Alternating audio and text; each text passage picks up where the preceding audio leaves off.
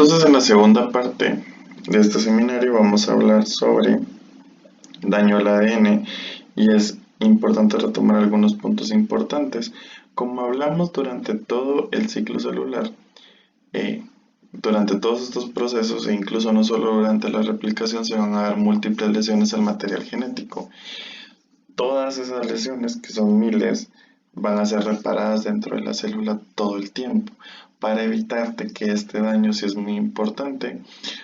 produzca que ese daño que se provocó al ADN se transmita a las células hijas. Y para que este proceso de reparar ese mismo daño se logre dar, van a haber varios pasos que se van a dar secuencialmente durante la corrección de estos errores, y generalmente van a ser 3 pasos, que es identificar una vez que se produce el daño al ADN. Esto provoca varias señales que van a reclutar varios grupos de proteínas que finalmente van a mandar una señal para que proteínas efectoras, que son las que finalmente producen la reparación del ADN, logren corregir el daño que se produjo. Y pues si en algún caso este daño no se puede reparar, entonces pues se desencadenará la muerte del ciclo celular, aunque el ciclo celular o la célula puede tener sus procesos en cualquier momento para intentar reparar este daño. Entonces, si se da un daño al ADN y esto ocurre en los puntos de chequeo en una célula que se está reproduciendo activamente, el ciclo celular puede ser detenido y la célula puede entrar en senescencia o puede morir, entrando a una fase de G0 en senescencia, o desencadenar los procesos de muerte celular de la apoptosis. Para iniciar los procesos de reparación del ADN, si este proceso de reparación del ADN es exitoso y se da de manera correcta, la célula progresará al ciclo celular, pero si no se da correctamente y la célula no fallece, entonces lo que se va a producir es que este daño al ADN va a empezar a provocar inestabilidad dentro del genoma y puede desencadenar procesos como la oncogénesis, provocando pues que esta célula dañada provoque enfermedades tumorales. Entonces, el daño al ADN puede ser solo en una de las hebras del ADN, puede ser en la doble hebra, y los mecanismos de reparación van a corregir varios errores. Por ejemplo, la reparación directa de la hebra del ADN en una sola hebra, la reparación sobre la lectura, que es cuando se está formando la nueva hebra, la polimerasa puede cometer errores, entonces va a regresar sobre su mismo trabajo para corregirlo, sacar la base que está mala, escindir o quitar un grupo de nucleótidos cuando se identifica un nucleótido que está dañado, o corregir el mal apareamiento cuando hay una base que no es la que corresponde a la hebra complementaria en una hebra que se debería de agregar a la otra hebra. Y si el daño al ADN toca las dos hebras, pues existen 2 mecanismos de reparación, que es la reparación por unión a los extremos no homólogos o la reparación por recombinación homóloga al ADN. Entonces el daño al ADN puede ser ocasionado por varias cosas. Puede ocurrir errores durante la replicación del ADN durante la fase S, y eso puede dar lugares a que se den bases mal apareadas, a que se den inserciones incorrectas, o que se agreguen bases de más, o que haya ausencia de bases de nucleótidos. Y para que esto pueda ser corregido, entonces existen algunos mecanismos que corrigen esto, que se llama mecanismos que corrigen el mal apareamiento. Si el daño, por ejemplo, atraviesa la doble hebra de ADN y afecta las dos hebras, entonces generalmente iniciarán los procesos de recombinación tanto homóloga como la recombinación de los dos extremos de la hebra, de los extremos cuando no son homólogos. Entonces, por ejemplo, la reparación directa por el propio metabolismo celular, generalmente grupos funcionales de las bases nitrogenadas o de los nucleótidos, pueden ocurrir cambiando la conformación química y estructural de la base nitrogenada. Entonces, cuando esto ocurre, uno de los más comunes son metilaciones incorrectas. La base nitrogenada cambia su conformación y es por esto de que existen enzimas que van a actuar específicamente sobre las metilaciones incorrectas, que son metilestransferasas, y lo que van a provocar es de que van a corregir estos procesos químicos que se dieron incorrectos para reparar el daño en el ADN. El otro mecanismo es la excisión de bases. Cuando por alguna razón hay alguna base que está incorrecta dentro de la doble hebra de ADN, existen un grupo de familias que se llaman glucosilasas y para el ejemplo vamos a usar una hebra de ADN en la que hay un uracilo mal apareado en el ADN con la guanina. Esta glucosidasa que actúa sobre el uracilo reconoce la base que está mal apareada y la escinde o la quita de ese lugar. Eso provoca que a la base faltante en la hélice desencadena una señal para las endonucleasas que van a eliminar el grupo fosfato y el grupo azúcar donde se quitó la base que estaba incorrectamente apareada o colocada, y esto se logra por medio de la helicasa, lo que ocasiona que haya un espacio vacío en la hebra. Y finalmente la ADN polimerasa va a agregar el nucleótido correcto y la ligasa lo va a unir otra vez a la hebra, corrigiendo el daño que se dio, ¿verdad? Y esto es uno de los principales procesos que se da para controlar algunos daños que se dan a la hebra por el ADN, por el metabolismo celular. Entonces, el otro mecanismo se llama reparación por excisión de nucleótidos, y en este lo que pasa es que generalmente son lesiones más grandes lo que provoca que la doble hebra tenga cambios en su estructura conformacional. Entonces existen varios procesos por el que esto se puede corregir, pero por ejemplo la ADN polimerasa puede identificar estas porciones aberrantes dentro de los nucleótidos y los cambios conformacionales, y lo que va a pasar es que finalmente la helicasa va a abrir la doble hebra.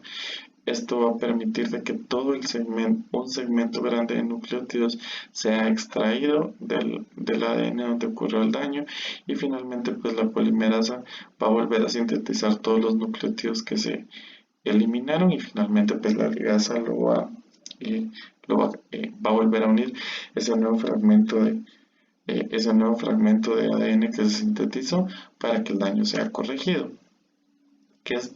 básicamente parecido a lo que pasa con el mal apareamiento de las bases, ¿verdad? De la misma manera, por ejemplo, va a ser reconocido el daño,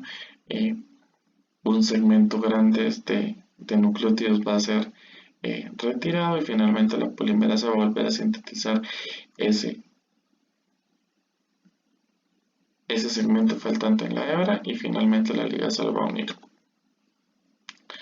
Entonces, pero ¿qué pasa cuando la doble? Porque generalmente en todos estos procesos de la hebra de ADN en los que se corrige, usa la hebra que no está dañada para volver a sintetizar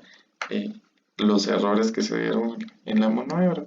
Entonces, en lo que pasa cuando hay un daño que afecta a la doble hebra de ADN, pueden ocurrir dos procesos. Uno se llama recombinación homóloga, y en esto lo que va a pasar es de que va a usar a su cromátida hermana para volver a sintetizar todos los nucleótidos faltantes en la hebra que se dañó. Entonces esto permite de que este mecanismo sea altamente regulado y evita de que si se perdió información genética, esta no se pierda al sintetizar una nueva copia completamente idénticas a su cromátida hermana. Pero este proceso de reparación solo se puede dar al final de la fase G2 y entre la fase M, o durante la replicación del ADN, que los complejos de codecina son los que permiten que las cromátidas estén juntas para que esta reparación por recombinación homóloga se dé.